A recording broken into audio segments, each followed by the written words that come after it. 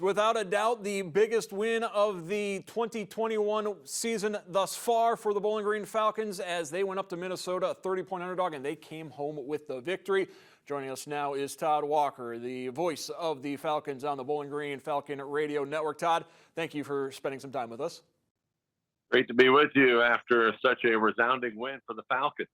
We talked last week if BG could have a low-scoring game against the Gophers, that'd be their best chance of winning, and that's exactly what they did as they were able to control the clock and come away with a major win over a Power 5 opponent.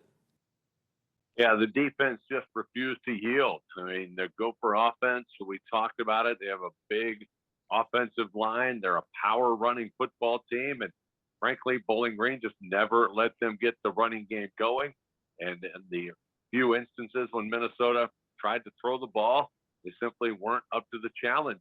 Tanner Morgan struggled, missed a couple of throws, which really was not a surprise if you watched them play earlier in the season. And Bowling Green's defensive scheme, I thought, was very sound. And more importantly, the guys tasked with executing that scheme were able to do so. Carl Brooks was moved inside to the so-called 3 technique, as they call it. Basically took him off the end, put him inside, and Minnesota had trouble dealing with him. He and Billy Roberts on the inside of that defensive line, each credited with only 1 tackle, but I guarantee you they had a huge effect on that game, and Bowling Green's defense just kept them in it, and the offense took advantage of a couple of opportunities to score, cashed both of them in for touchdowns, and next thing you know, you got a 14-10 victory, and it's a nice plane ride home. On that second touchdown drive, Falcons took advantage of a couple of Minnesota penalties, and sure, Gopher apologists can say, well, if we hadn't had those penalties, but the fact of the matter is they were called, and Bowling Green seized that opportunity, and when you're presented an opportunity, you got to cash in. That's exactly what Matt McDonald and company were able to do. Yeah, Mark, actually, the drive where the 2 penalties were committed, Bowling Green fumbled at the 5-yard line, a play that should have been reviewed, which I don't think was a fumble. They didn't review it. Regardless, their touchdown drive, the real touchdown drive that wasn't on a short field, they went for it on 4th and 1, you'll recall, and Matt McDonald ran for 18 yards and a first down, as opposed to when Minnesota went for it on 4th and 1 early in the game at their own 29, it got stuffed.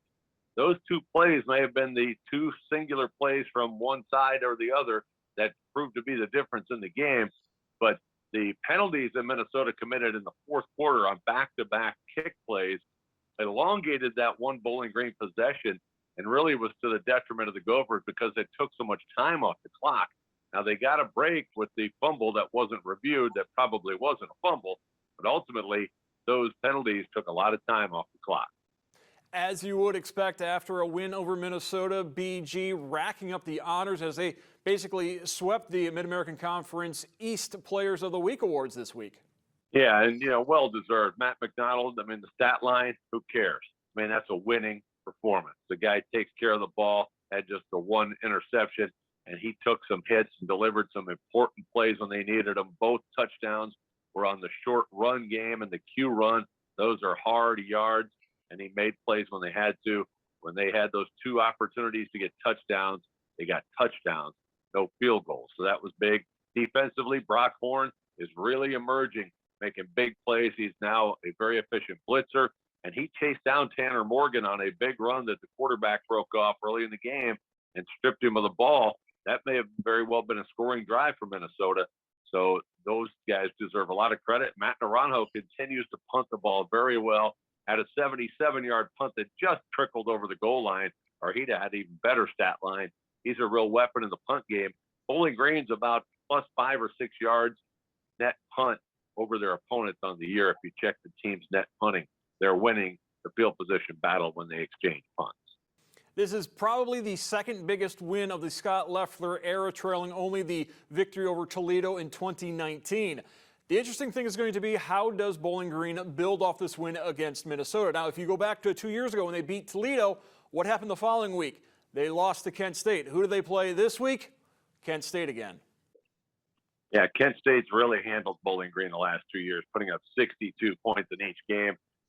Bowling Green's defense was not equipped to handle what Kent State does in any way, shape, or form previously. I think they're much better equipped now. Look at the Tennessee game. They run their offense, and I'm here to tell you, they run it faster than anything Dino Babers ever did in Bowling Green or Sean Lewis at Kent State does. Bowling Green acquitted themselves very well. This defense is only gaining in confidence. And I'll tell you the difference, Mark. This defense hits people. They like to hit people. They like to inflict pain, and they enjoy being the unit that's carrying this team. So often in college football now, it's all about the glitz and the glamour and the show and the flow offensively. This defense comes to play, and I think they're going to be looking at 62 and 62 the last 2 years and say that's about enough of that. In this Kent State offense, there's a lot of Bowling Green DNA, Falcon Fast DNA in what the Golden Flashes are doing. Yeah, of course, Sean Lewis, their head coach, was the offensive coordinator here at Bowling Green when Dino Babers was the head coach. Great guy, and really glad to see him having success at Kent State. Program has perennially been at the bottom of the MAC standings. Bowling Green former quarterback Matt Johnson is on his coaching staff. Tom Kaufman's his DC, was also on the staff at Bowling Green when Dino was here. So they've got some quality guys in that coaching staff, and they're doing a heck of a job. Kent State is a formidable team, no question. They're picked to win the East for a reason. You say they're a formidable team. I look at their record and say, well, they're 1-3. What's going on? Well, the 3 losses are all to Power 5 schools, so it's not as if they're playing weak schedule. They played a difficult schedule so far, and I think that's something that you got to be very aware of. Is this is a Kent State team that perhaps is out to show that they're a lot better than that record indicates? Yeah, they've lost to Texas A&M, Iowa, and Maryland, and really looking at all 3 games, I think the last game they played, Maryland, is probably the least competitive. Although they were in that game, they had a couple of key turnovers in each of those games in the red zone that cost them dearly. The Iowa game in particular, they did the same thing against Maryland, a fumble down deep, but that's a closer game. They are certainly well able to slug it out with those teams that they played, even though they didn't get a win out of any of those 3 games. They probably got better. Iron hardens iron, whatever. They are definitely a loaded team. They're veteran, and they've been climbing the ladder in the MAC, and I think they feel like this is the year they can get it done, win the East, and play in the MAC championship game. One of the interesting dynamics on the Mid-American Conference this season is that the home teams are no longer spending the night before the game in a hotel together. The players are allowed to sleep in their own beds, which means in some cases the visiting team might have a little bit of an advantage because the visiting team is all together on that Friday night before the game and can focus a little bit more. And with BG going on the road to Kent State, maybe that's a little bit of an advantage for the Falcons? Yeah, and maybe it's an advantage too. You're coming off a huge win. Maybe it's an advantage to not be at home as long, getting patted on the back and tell how great you are. We can get on the road and get a little more concentration on the task at hand, perhaps. But yeah, that's a modern thing now that's come in the last couple of years, where a lot of it was COVID related before, but I think also some of it's budgetary, where some ADs have figured out, do we really need to put guys in a hotel the night before a home game? I don't know that we need to spend that money. So you're right. And that really comes to the fore, Mark, during action, because the other advantage is the visiting teams don't have to go to class on that day. So the home teams, they're playing an 8 o'clock game on a Tuesday night. Those kids, by the rule, have to go to their morning classes, I think it is. Any classes before noon, they have to attend. So that gives the visiting team a little bit more of an edge, many coaches have told me.